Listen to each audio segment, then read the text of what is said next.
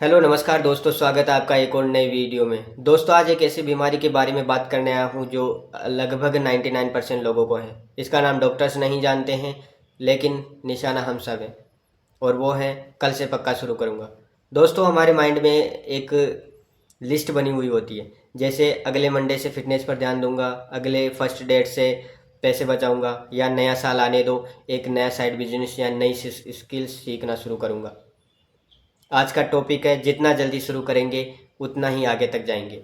अक्सर लोग सोचते हैं कि जीतने के लिए सबसे पहले बहुत ज़्यादा टैलेंट या बहुत सारे पैसे की ज़रूरत होती है, लेकिन सच यह है कि जितने भी दुनिया के कामयाब लोग हैं, उनके पास एक ऐसी चीज़ थी जो उन्होंने सबसे पहले इस्तेमाल की। वो था टाइम। उन्होंने सही वक्त का इंतज़ार नहीं किया, बल्कि जल्दी शुरू किया और वक्त को अपना दोस्त बना लिया।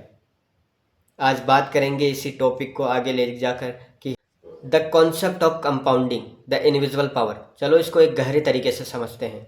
आइंस्टीन ने एक बात कही थी कि कंपाउंडिंग दुनिया का 8वां अजूबा है। हम सोचते हैं कि कंपाउंडिंग सिर्फ बैंक के पैसे पर मिलती है, लेकिन दोस्तों, कंपाउंडिंग आपके एफर्ट्स, आपकी हैबिट्स और आपकी लर्निंग पर भी लागू होती है। चलो इसको एक एग्जांपल लेके देखते हैं। दो दोस्त हैं, रोहन और सोहेल। दोनों की उम्र 20 साल है, दोनों एक ही कॉलेज में हैं। दोनों को पब्लिक स्पीकिंग और ग्राफिक डिज़ाइनिंग सीखनी है। रोहन सोचता है कि अभी कॉलेज के मज़े लेने का टाइम है, तो ग्रेजुएशन के लास्ट ईयर एक कोर्स ज्वाइन करूँगा।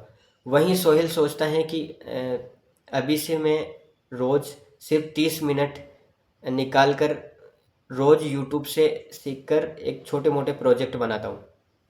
तो अब कैलकुलेट करते हैं हम। सोहेल ने एक साल में 180 घंटे प्रैक्टिस किया। वहीं 4 साल ख़त्म होते होते सोहेल के पास 700 से ज़्यादा घंटों का प्रैक्टिकल एक्सपीरियंस था।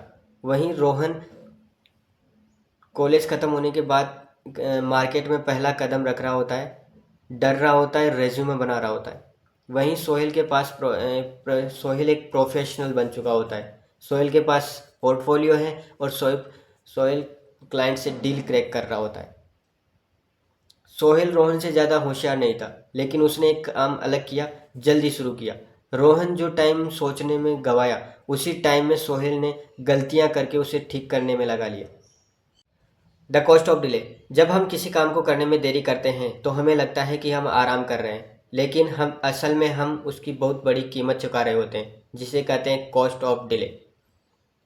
चलो इसको हम फाइनेंशियल इन्वेस्टमेंट के एक और शानदार एग्जाम्पल से देखते हैं। मान लीजिए दो लोग हैं, अमन और विकास।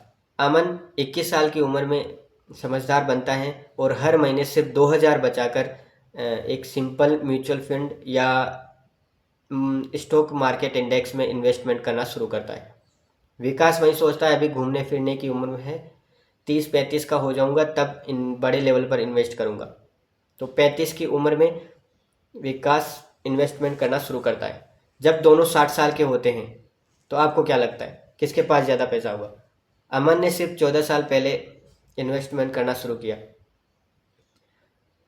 लेकिन उसका वो 2000 का छोटा सा इन्वेस्टमेंट आगे कंपाउंडिंग की वजह से आगे चलकर करोड़्स में बदल चुका होता है।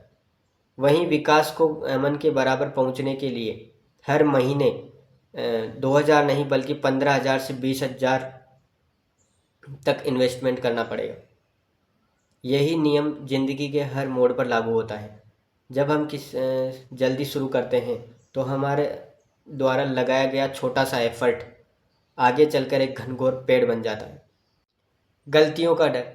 हमें डर लगता है कि अगर हमने शुरू किया और हम फेल हो गए तो लोग क्या कहेंगे। ज़रा सोचिए, अगर आप 20 की उम्र में फेल होते हैं तो आगे की पूरी ज़िंदगी पड़ी है दोबारा खड़ा होने के लिए, और इस उम्र में फेल होने की कीमत बहुत सस्ती है। लेकिन अगर आप 45 की उम्र में नया रिस्क लेने की कोशिश करते हैं, तो वहाँ डर और जिम्मेदारियाँ बहुत बड़ी होती हैं। काम का बोझ देखना। हम सीधे पहाड़ की चोटी को देखते हैं, ये नहीं देखते कि पहला कदम तो सिर्फ एक छोटी सी सीढ़ी पे रखना है। अगर आप अपनी ज़िंदगी बदलना चाहते हैं और आज ही से शुरू करना चाहते हैं तो मैं आपको 3 प्रैक्टिकल और नियम दे रहा हूँ। पहला, 2 मिनट का नियम। किसी भी बड़े काम को इतना छोटा कर दीजिए कि उसे शुरू करने में सिर्फ 2 मिनट लगे। जैसे आपको अगर बुक पढ़ने की आदत डालनी है तो उसको ये मत सोचिए कि मुझे 50 पेज पढ़ने, ये सोचिए कि मुझे सिर्फ 1 पेज पढ़ना है। जैसे आप 1 पेज पढ़ने बैठते हैं तो आपका दिमाग एक्टिव होता है और आप उसमें आगे बढ़ने लगते हैं। शुरुआत हमेशा छोटी होनी चाहिए। दूसरा, स्टार्ट विथ अवेलेबल रिसोर्सेज। जो है उसी से शुरू करो। अगर आपको अपना यूट्यूब चैनल शुरू करना है या नई स्किल सीखनी है तो किसी नए सेटअप या महंगे कोर्सेज का इंतज़ार मत कीजिए। जो स्मार्टफोन आपके हाथ में है वही आपका सबसे बड़ा टूल है। दुनिया के बड़े बड़े एंटरप्रेन्योर्स ने गैरेज से और टूटे फूटे टूल से शुरुआत की थी। तीसरा, प्रोग्रेस ओवर परफेक्शन। कामयाबी से ज़्यादा प्रोसेस पर ध्यान दो। पहला वीडियो ख़राब बनेगा, पहली बार जब जिम जाओगे तो दर्द होगा, पहली बार जब आप कोडिंग करेंगे तो एरर आएगा और ये बिल्कुल नॉर्मल है। शुरुआत हमेशा रफ होती है,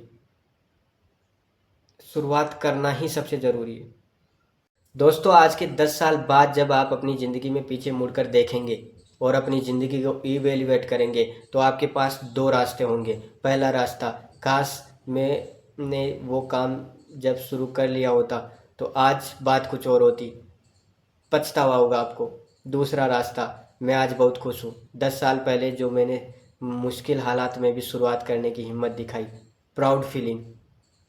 दोस्तों, सबसे बड़ा दुख वो नहीं होता कि हमने कोई काम शुरू किया और हम फेल हो गए। सबसे बड़ा पछतावा तब होता है कि हमने डर के मारे शुरुआत ही नहीं की।